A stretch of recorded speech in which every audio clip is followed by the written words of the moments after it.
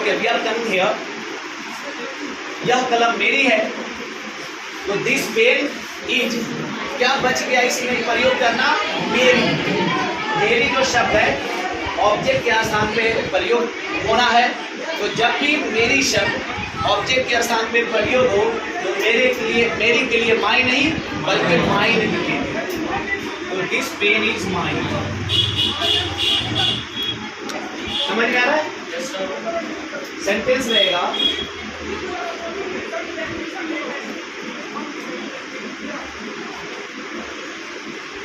यह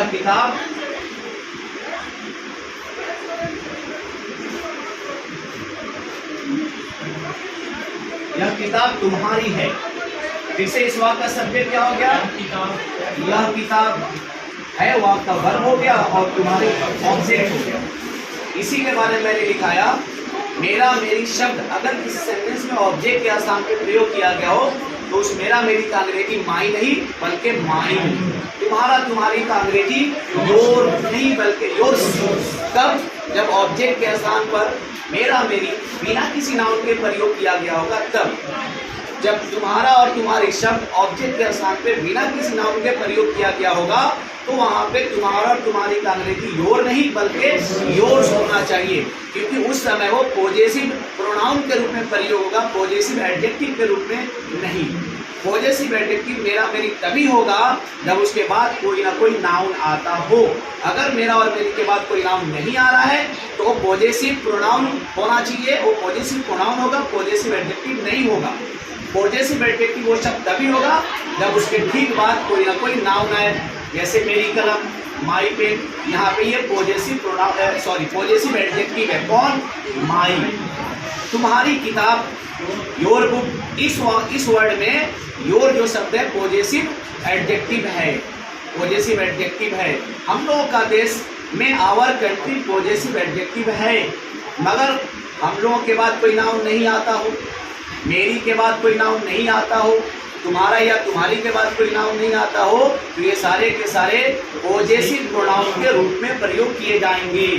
और मेरा और मेरी का पॉजेसिव प्रोनाउन होता है माइन, तुम्हारा और तुम्हारी का पॉजेसिव प्रोनाउन होता है योर्स, उसका और उनका का पॉजेसिव प्रोनाउन हीज होता है, उसकी तथा उनकी का पॉजेसिव प्रोनाउन हर्ष होगा, हम लोगों का और हम लोगों की का पॉजेसिव प्रोनाउन आवर्स होगा, उन लोगों का और उन लोगों की पॉजेसिव प्रोनाउन डियर्स होगा। इसलिए जब इस वाक्य को बनाएंगे तो फिर से यहाँ पे यह किताब का अंग्रेजी हो जाएगा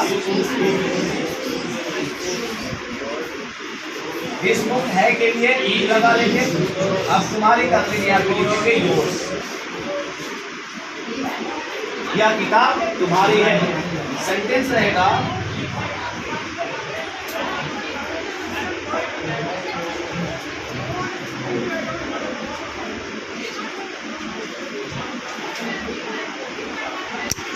वह गांव उन लोग का है, सब्जेक्ट हो गया वह गांव है, वह का वर्ब है और उन लोग का ऑब्जेक्ट हो गया। जब इसको ट्रांसलेट करेंगे तो क्या बनाएंगे, वह गांव